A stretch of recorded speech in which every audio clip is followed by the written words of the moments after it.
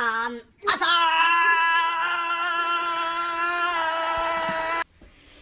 That's me. Howdy, everyone. Today is Tuesday, June 13, 2017. My name is Carlos Simpson, and I am Chico Amerikan. It's the podcast. So, I know I promised you guys today I'll talk about the bad boys moment, meeting my girlfriend's dad and family for the first time. I'll definitely get to that. I just don't think the story's going to be long enough, so I'll go ahead and plug this one in. I literally just got back from visiting a abandoned prison. And I'll be posting all those videos on my YouTube channel for your enjoyment once I kind of edit them. So the way this came about is we had a friend of a friend stay over last year. They forgot their shoes, and so they came back to Atlanta. They don't live in Georgia. They came back for the weekend. Today was the first day that I finally got to hang out with them, and it's also their last day. So I thought all I was gonna do was get up and have breakfast. So I give them back their shoes, and after we go to breakfast, they pick this place called Gut Busters out on by Candler Road. So we're in the hood with a bunch of white people and my brown ass, and yeah, no, it's fine. It was actually really delicious. They served breakfast till 12, so I thought that was really nice of them, and the food was actually really delicious. Definitely gonna see if they have a website for me to share or take a look at. But I digress. While we're there, is they tell me, oh, hey, look, we're going to go to an abandoned prison. And I didn't even miss a beat telling them that this is like 5 or 6 white girls and one dude who are going to an abandoned prison. This is literally the plot of just about every scary movie ever. And so I told them, nah, I'm sorry, that's just not really my thing. Y'all have fun. Well, I hang out with my friend. My friend's getting ready to leave, and she's like, "Can you please come with us? Come on!" And it was like 5 or 6 women and Chico, so it was like 12 swinging titties. And I of course said yes because I wasn't really thinking clearly at that point. Not that I was gonna hook up with any of them. It's just titties make if titties make men stupid, it makes me a dumbass. So. Anyway, so we get there, and as soon as we pull up, see, I'm thinking it's gonna be like the prison kind of off of Walking Dead, which is not that great, but I mean it's like a road, you can see it, it's open. Also we're in Atlanta, so I was figuring, okay, it's probably some building inside a building. No, they found this patch of middle of nowhere inside of the perimeter, strangely enough, that is this fucking dirt road, and I swear to God, it just goes from regular gravel road that we all go on, pavement, asphalt, whatever the fuck you want to call it, to dirt fucking road. There's burnt marks. There's cracked concrete on the ground. It looks like the walk-up of every game ever, where you have to like drive up to the scary battle location and go around the fucking telltale signs of shit that's a cautionary tale of you probably shouldn't be here, fucker. So. Sure enough, we get there, and as soon, I mean, they pull in no fear, just turn right on the wheel and just go and disappear into out of view immediately. And I actually stopped my car and video, and I was just like, this is not what we do. This is not what we do. This is white people shit. This is white people shit. Why the fuck am I following them? But sure enough, I went ahead and followed. I sure as shit did park my car, like, I did the Austin Powers, going forward and back until I could park my car so that if I needed to bolt and jump into my car and just take off like a bat out of hell, I totally could have. It turned out to be not necessary. One of the guys that they were with was also a veteran. He had his pistol and his knife with him. It's just I was, in fucking sweatpants expecting nothing more than going to breakfast. I probably would have felt better, if I would have like my knife and my gun. Little side note, my knife is named Mia. It's Spanish for mine. She's kind of dull, but the lady can make a point. And my gun is called Chiquita, after a girlfriend of mine. We're still friends. Because I'm sentimental like that, because she might be small, but this bitch can make a bang. She'll fuck your world up, long story short. Get it? And so... So I growing up, we used to call them my girlfriends. So if my buddies, we were going somewhere, they'd be like, hey, you're bringing your girlfriends with you, and I was like, yeah, one time we had a Craigslist delivery, and but he had bought something. He wanted to know if my roommate, he wanted to know if my girlfriends will be there with me, and I was like, yeah, I'll be there, just because it's Craigslist and you can't trust anybody there. But I digress. Again, it's like a sidebar of a sidebar of a sidebar. Fuck you, it's my podcast. I can talk about whatever the fuck I want, and as fast as I want. I've been noticing that I speak really fast, even though I make fun of Shanice for speaking that fast. But hopefully you can understand me. If not, fuck it. It's a free podcast. So we get there, and you'll see the photos. It's like this endless mound of abandoned tires. On the right, this big cliff drop off where I guess there was some sort of factory. That was on the right. On the left, you've got, I guess, what was the front office, and behind that's the actual fucking jail cell, and it was just as creepy as you think. Every step we took had graffiti. Every step I took, you could hear like crunch of like gravel or broken tile pieces or broken glass breaking under my shoe. But in hindsight, looking back on it now, it's actually kind of cool that we did it. I mean, one of us was armed, and we all did kind of take precautions of always kind of keeping an eye on each other. But it was interesting. It was definitely something sightseeing. Apparently, it burned down back in 2009.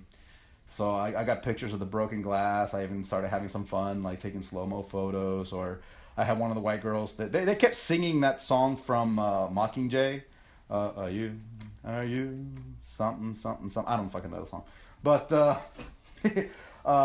they kept singing while they were walking through. They had really nice singing voices. So I was like, hey, do you know that song from, Freddie? 1, 2, he's coming for you. So she knew it. So I got her to walk behind me. And as I'm walking down this really dark, creepy fucking hallway with fucking jail cells on the left, a graffiti all over the place, she's singing it behind me, and it looked great. Again, I'll post all of this on YouTube once I'm going to put all the videos together and just post it all as one. I don't want like 15,000 little videos of like 15-second clips. And yeah, I was really surprised that they went, because a lot of the girls were wearing shorts, and there's a lot of not wildlife. There probably was. We didn't see any. But there was like bushes and thorns and glass and shit. So they were walking around in fucking flip-flops and fucking walking around in shorts. I was lucky I had sweatpants on, because, I didn't get eaten as bad by the mosquitoes. I think maybe I got one bite. But yeah. I say that a lot. I say and but yeah a lot, and you can suck it if you don't like it, because it's my vocabulary, so my vernacular. So I just got back from doing that. And the funny part was, my friend with the shoe she left her shoes here. She's been begging me to send her shoes for over a year, and I kept telling her, yeah, I'll fucking do it, and then I would either never not have the money, the time, or the fucking effort or care to send it. That's just not a priority. So she came down here, and I gave her the shoes, and she wore those fucking, it's like open Birkenstock shoes, they're like sandals. Yeah, there's broken glass on the ground, and you're walking in a prison, abandoned, burned down prison, and Birkenstocks and flip-flops and shit. Smart, Again, white people shit. So, I totally made that joke to her that I'm your designated non-white person that dies first, right? They're like, yeah, that's what you think, bitch. I will leave you. Sidebar. But she actually broke the shoes. So after a year of holding those shoes, she had them for about maybe 1 or 2 hours, and then she actually broke them walking through that place. So I don't know if there's a moral to that story, but that's it definitely added 25 seconds to the podcast. So yeah, finally, I am gonna somehow create a bit around going through that, and I'm gonna have to create a bit around this next part. So I've been promising my Bad Boys 2 moment. For anybody who doesn't know, the Bad Boys 2 moment is the second movie, Bad Boys 1, Bad Boys 2. In it, Martin Lawrence is a cop, Will Smith's a cop, and Martin Lawrence has a family. Will Smith's his best friend. And the little girl's going on her first date, so she's like 15, 17, I don't know. And Martin Lawrence and Will Smith immediately start messing with this little kid that walks up to the door. Will Smith's acting like he's a thug gangster, got his pants pulled down and shit, acting all drunk as fuck, walking around with a bottle and a pistol hanging out of his pants. Martin Lawrence has the golf bat or a golf bat. What an idiot! A golf club or a bat or something. And as soon as they open it, just this poor little kid. Obviously, he's scared shit. He's apparently not a thug. He's just oh shit, fuck. Kid's opening the door. He's a tall ass dude. I'll give him that because Will Smith made a joke about that. If you haven't seen it, you lived under a rock. Go Google it. It's funny. They mess with him. They point the gun at him. They fucking, you a virgin? You gonna stay that way? Ain't gonna be no fucking tonight. You better come here at 10 o'clock or whatever time he said, because at 10:01 I'm strapped looking for your ass. Shit like that. You ever made love to a man? No, sir. You want to? It's great. It's a great delivery. It's great. And so I think it inspired my girlfriend's dad. So when Shanice and I started living together, things moved fairly quickly. We met, believe it or not, we met on Tinder, and she was someone special, and I knew I wanted to spend forever and a day with her. I didn't know I wanted to get married yet, but I knew I wanted to live together. And so we moved in together fairly quickly. It was like within the first year, not like the first 3 months, definitely towards the tail end of that. But I'm getting emails while I'm talking to y'all.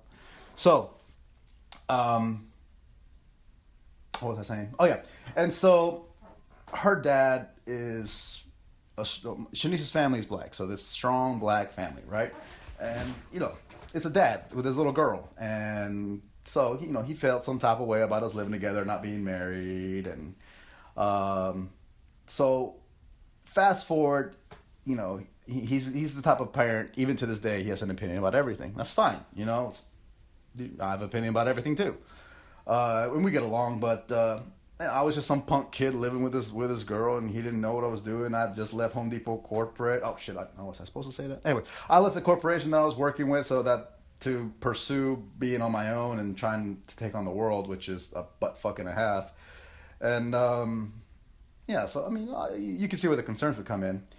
But the more and more she described him, the more and more like. We were watching Empire at this time, season 1, and so she was like, yeah, that's my dad. That's exactly what my daddy does. My daddy does the same thing too. So like I kept picturing Lucia's fucking Lionel. So it's the family reunion, and she wants to introduce me to her family. Now, she says that I'm the only boyfriend she has ever presented or introduced to her family. I'm just going to go ahead and say that I believe that lie.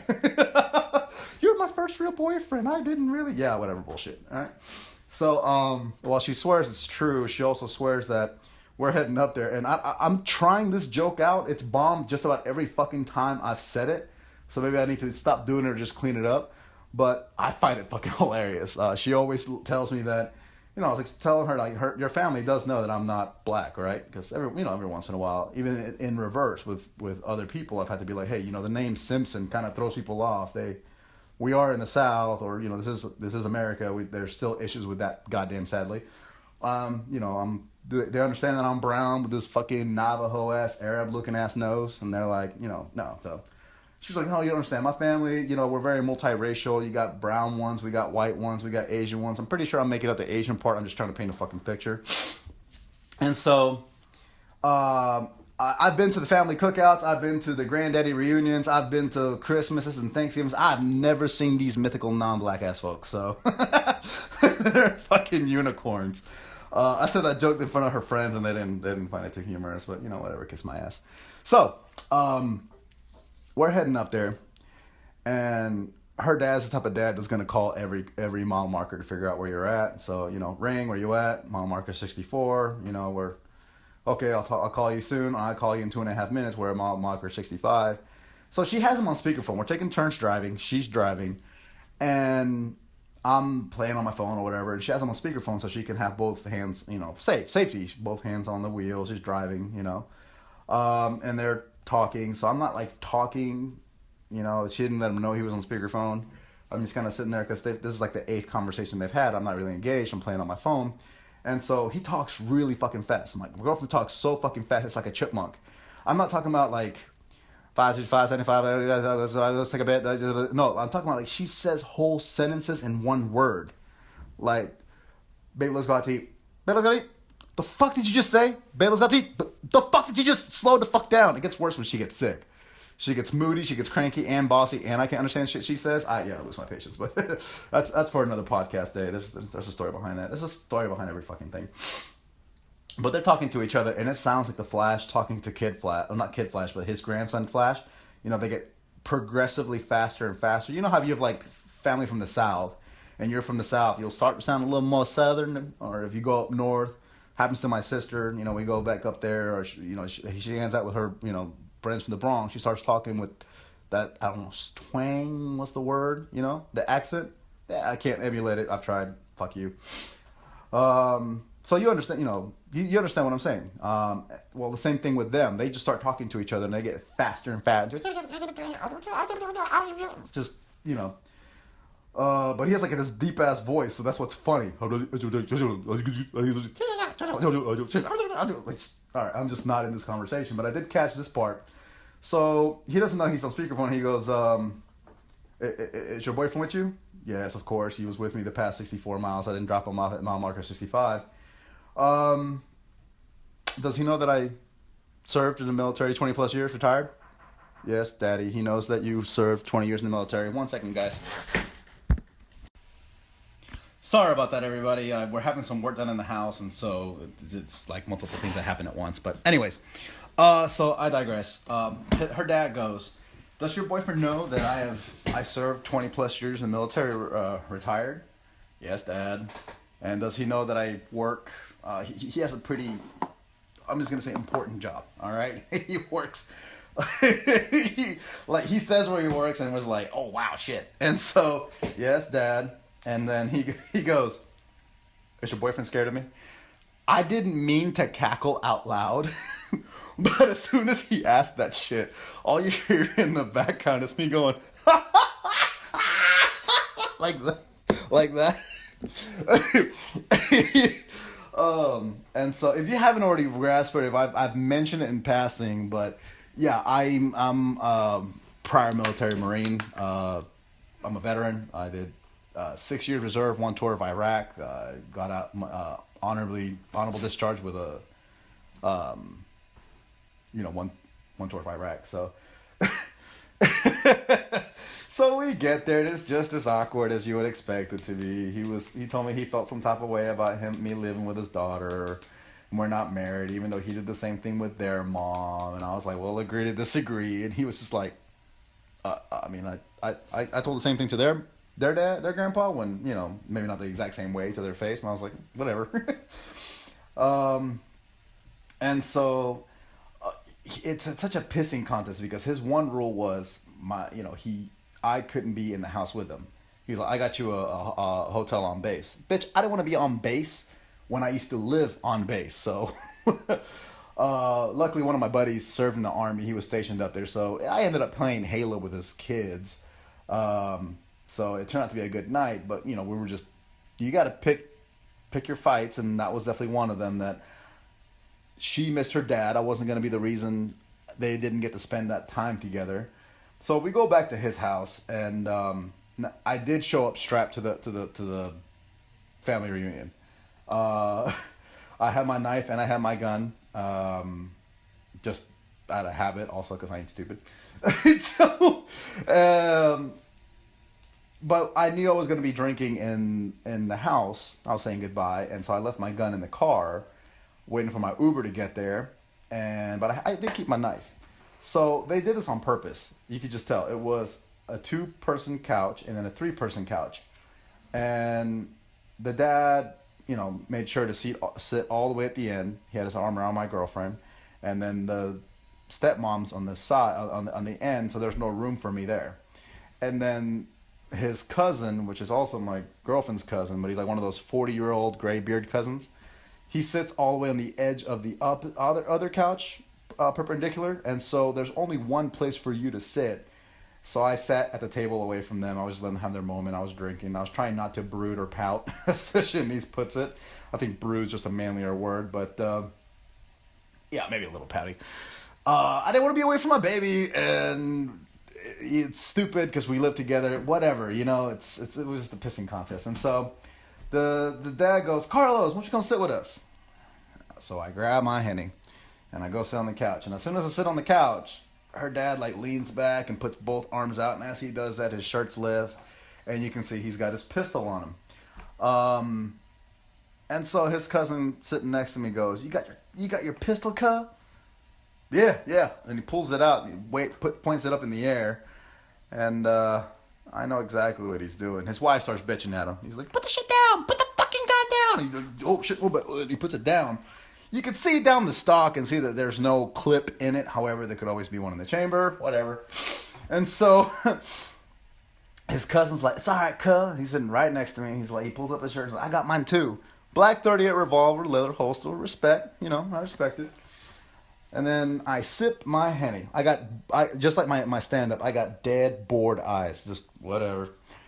They're trying to judge man to man my fucking reactions. Just so much testosterone in the air, you could taste it. And then he looks right at me and he's like, where's your gun at?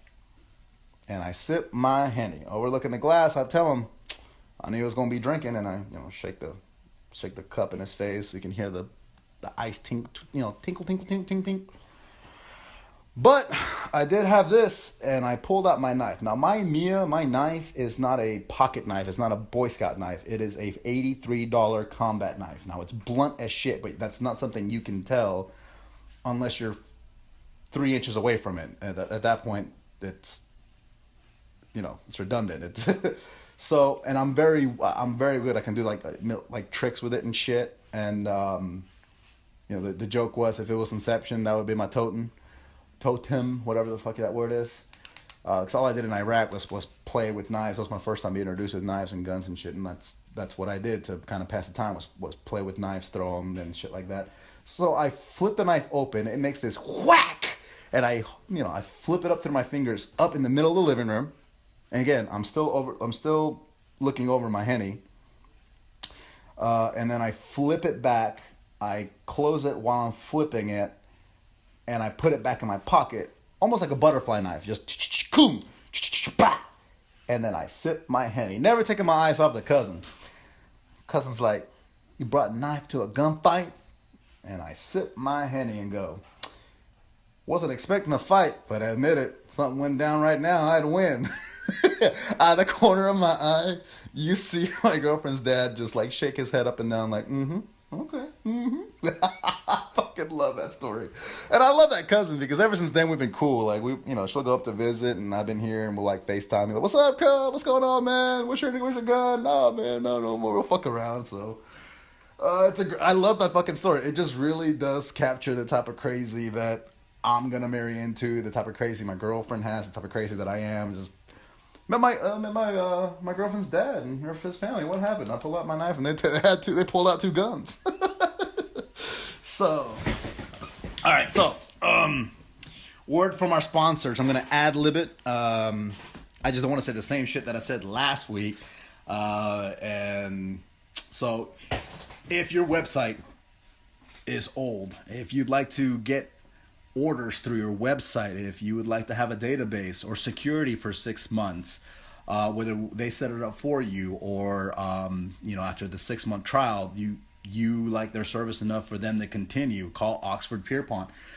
They'll be able to do everything from social media marketing to creating a website. Are you a new business owner? Do you need a website? Do you want to be with the big boys? Let them give you a quote. Most people, they want to create their own logos, brand themselves. How do you do that? You could, figure out yourself, and that's fine. Or you could get a professional for Oxford Pierpont to create you not only a professional looking logo, but trademark it so that it belongs to you.